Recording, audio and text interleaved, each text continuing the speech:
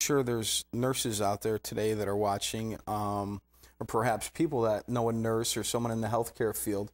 What advice would you have for them directly from been there, done that? Because again, like, you know, the support network specifically in mind for certain professions, law enforcement, here's a nurse, you know, what advice or what would you say to a nurse out there today that could be watching, or someone that, like your friend, may suspect, you know, see signs? What would you say to those nurses? Reach out, make that phone call, go on the website for NISNA.org, call the Professional Assistance Program. Just reach out. Go to just about every job today, especially anybody in the health field. There's the EAP program, the Employee Assistance Program. Reach out. It's confidential. You can go to them and tell them, I think I have a problem and I need help. I don't know what to do. And they will direct you in the steps.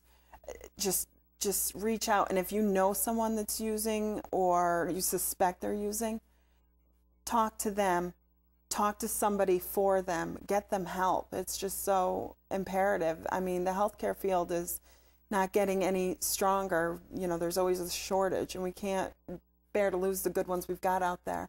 And there are so many fantastic nurses that I've worked with and found out, you know, some of them have been addicts. I ran into a nurse that I worked with.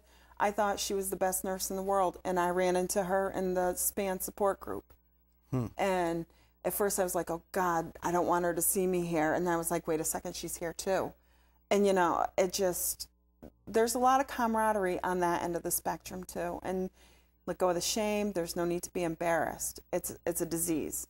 You treat people with diseases every day, and if you have a disease, get the treatment that's out there. That's a great way to put it. You know, you're treating people with diseases, but absolutely addiction has to be looked at as a disease also if nurses and people in the healthcare field are to get the help that they need. Because absolutely there's no stigma attached to having cancer. Right. So there shouldn't be a stigma attached to having an addiction. And, you know, and be proud. Be proud that you are taking that step, and be proud you're in recovery. You know, I've heard you say before, wearing your recovery like a badge of honor. I absolutely do. I never hesitate if somebody mentions it or somebody has a question. I've had people come to me and say, you know, I know that you're in recovery, and, you know, a fellow nurse got help because she saw what I went through. She saw how well I did. She's like, can you help me? What do I do? I'm going to lose my everything, my life. And she absolutely was right. She was going to. And I helped her making the phone call she needed to do, and she's sober for a little over a year now. So, wow. Yeah. Anything else you'd like to share with people? Just do it. Just get help. Just stop the madness. It's stop before it stops you. Yeah, it's such a sick way to live, and you're going to lose everything. You don't have to lose your nursing license. You don't have to lose your life. You don't have to lose. You know, this can be a winning situation for anybody, Dean. If I can do it, anybody can do it, is how I feel. You know, that's what I say. I was so into it and didn't want to give up, and my use was getting pretty bad. To the end, I was using the narcotics from work, heroin, taking pills, smoking marijuana. There just wasn't enough.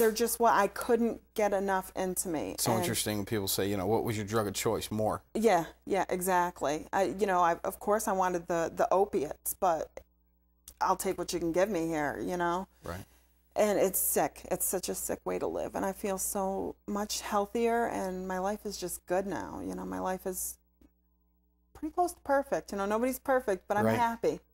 I'm so glad I commend you for having the courage to come on. There's so many people out there that are still stuck behind the shadow of shame and the stigma. But again, you know, we weren't ashamed when we were using. So why should we be ashamed now that we're not? More people need to come out in the fields or professions to help their coworkers get the help that they need, that they got. So again, I want to thank you for coming on the show. Thanks for having me, Dean. Until next time, I want to remind you, take it one day at a time, and denial only works for a while.